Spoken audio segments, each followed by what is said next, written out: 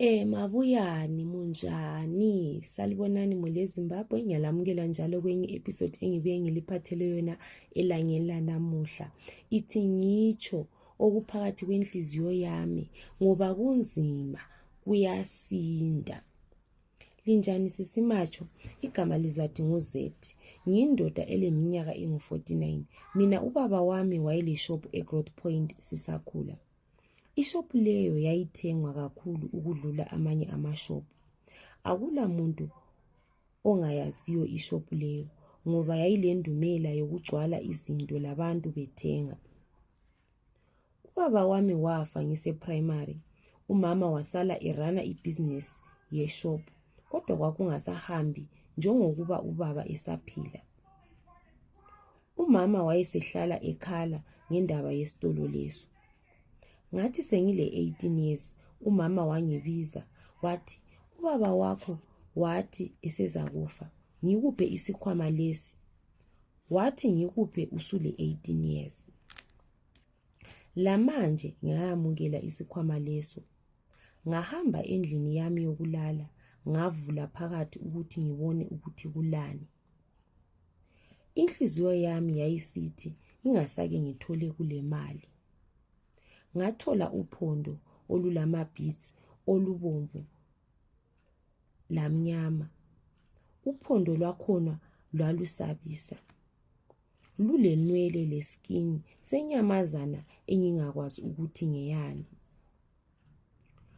Kwakulelembu elibomvu. Ngahamba ngayabuza umama ukuthi ngokwani. Wathi ubaba wathi umbathe ilembu elibomvu kanye lokulala ngiqamele uphondo loluyana. Ngayenza njalo ubusuku bona lobo ngaphupha ubaba esithi kumele ngihambe emangcwabeni everyday ngiyelala khona yikho ukuthi izinto zami zihambe njalo uphondo luzabe solukhuluma lami. Ngavuka ekuseni ngayabuza umama ukuthi kanti kuyenzakalani. Umama wangibuza ukuthi ngiphupheni. Ngamutshela wathi kumele ngiyenze njalo ukuthi izinto zihambe kuhle.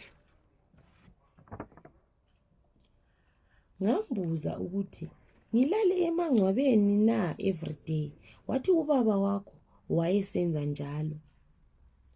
Ukulala emangcwabeni asonto ejwayelekileyo kodwa ngangingela engangingakwenza. Ngaqalisa ukulala emangcwabeni, izinto zaqalisa ukuhamba kuhle. Ishop leyana yavuka yabuyela njengokuba ubaba esaphila. Iminyaka yahamba lami ngikhula, ngagcina sengithenge isigayo. Ishop yami yayigcwala, lesigayo sasigcwala abantu besiza. Abafazi ngathatha 3 bangichiya besithi umuntu olala emangcwabeni ngonjani. Every year kufa abantu abangu-2 emulini, noma omdala noma omncane. Mina angilamfazi ngoba nsuku zonke ngilala emangcwabeni. Ngiyahamba lophondo loluyana lelembu elibomvu. Kunzima ngoba kathesi sengile mali ngihlala etown. Everyday ngiyadrive imota yami ngiye emangcwabeni ngilale khona. Ngifisa ukuba lempilo enhle lemuli yami kodwa akuyenzi. Ngiyesaba ukudubeka yikho ngilokhe ngisenza lokho engikwenzayo. Udubo alusonto ejayelekileyo kodwa ngibona lokhu kungcono. Impilo inzima. Ngiyabonga sisimacho. Yiyo-ke i-confession esuka kubhuti wethu. Ubhuti wethu uthi yena waphiwa isikhwama. Isikhwama sakhona sasilophondo phakathi. So uphondo lwangikhona lona lolo kwakulelembu elibomvu phakathi khonapho. So ilembu langikhona lona lelo uhamba lalo emangcwabeni, lophondo lona lolo esiyalala khona ukuthi izinto zimhambele. Yo hayi impilo enzima. abantu singena sisenza izinto ezingayenziwe emangcwabeni. Thina sikwazi ukuthi emangcwabeni kuhanjwa kusiyabekwa abantu, i-resting place yabantu, kodwa asukwazi ukuthi abantu abaphilayo labo sebehamba besiyaphumula khona ngale ebusuku. Thina sikwazi ukuthi umuntu ulale endlini, kodwa nxa abantu sebehamba besiyaphumula khona ngale emangcwabeni, endaweni esisabekayo njenge emangcwabeni, it's something insane. Kodwa abantu singathini ngoba abantu bathanda imali. Abantu bathanda imali. Abantu they can do anything ukuthi izinto zibahambele empilweni.